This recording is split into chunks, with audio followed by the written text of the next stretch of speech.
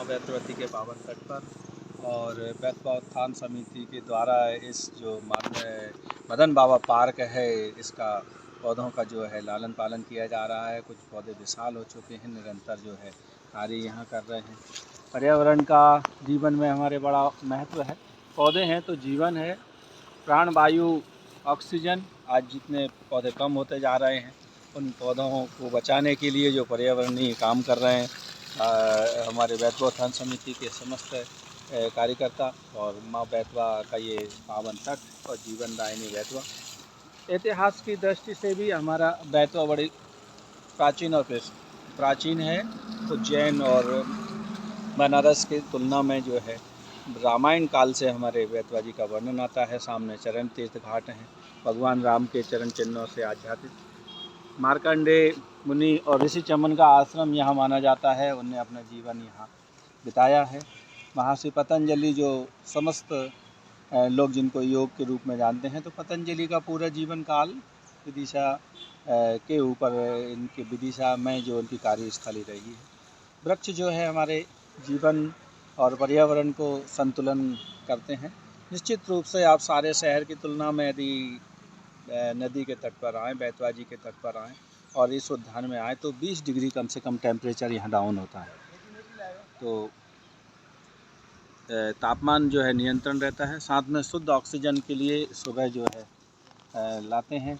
ये जो विशाल जो वृक्षों का यहाँ रोपण किया गया है, पीपल का है। पीपल की पूजन में हमारे सारे देवी देवता निवास करते हैं, क्योंकि 24 घंटे जो है हमारा पीपल हमें ऑक्सीजन प्रदान करता है, जीवन प्रदान करता है। कई औषधीय महत्व पीपल के हैं। बरगद है, बरगद जो है एक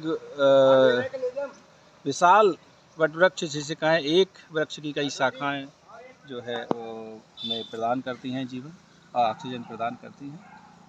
पर्यावरण का बड़े संवेदनशील होते हैं पौधे। जिन पौधों को महाकवि कालिदास ने मेघदूतम में वर्णन किया है, अभिज्ञान शकुंतलन में वर्णन किया है, ईसा का वर्णन भी आता है। वो कहते हैं कि इतने संवेदनशील होते हैं कि शकुंतलम जब चलती थीं तो उनको जो है बात करने के लिए, उनको छूने के लिए जो है वृक्ष झुकते थे। अभिज्ञान शकुंतलम का जो वर्णन आता है तो शकुंतलम में ये कहते हैं कि इतनी सुंदर थी वो कि एक दिव्य जो है आसमान की परी जो है ये हमारी उनकी पुत्री थी। जो है प्रतापी राजा विश्वामित्र की पुत्री थी। तो निश्चित रूप से वो इतनी सुंदर थी कि चंद्रमा की तरह, और पेड़ पौधे से बड़ा प्रेम था उनको। और वृक्षों का प्रेम उनके रूप में वर्णन आता है कि वृक्षों की डालियाँ और लताएं जो है उनको छूने के लिए झुकती थी। ऐसा वर्णन लोगों को कल्पना लग सकता है, लेकिन यहाँ उद्यान में आकर आप देखते हैं ये वृक्ष जो है नित्य प्रतिदिन यदि हम मिलते हैं और जिस दिन नहीं मिलते तो ऐसा लगता है ये इनके पत्ते कोमल और मुरझाए हुए लगने लगते हैं। तो लगता है कि ये बात कर रहे हैं, बस उनकी भाषा समझने की आवश्यकता है।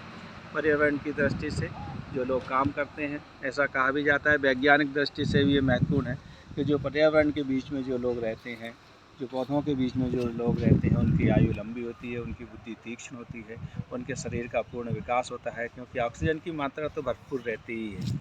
प्राचीन काल से भी ये कहते हैं कि जब डायनासोर बहुत बड़ा हुआ करता था, बड़े जानवर हुआ करते थे, वो उसका मूल कारण ये है उस समय पृथ्वी पर ऑक्सीजन की मात्रा 80% हुआ करती थी। आज जब मात्रा घट कर के कम रह गई है तो निश्चित रूप से आदमी की, जीव जंतुओं को सब इससे प्रभावित हुए हैं। यदि हम चाहते हैं कि जीवन सुचारू रूप से चल सके, सही चल सके, तो ये ऑक्सीजन के लिए हमें पौधों की रक्षा और सुरक्षा करनी चाहिए। नमस्कार भाई साहब।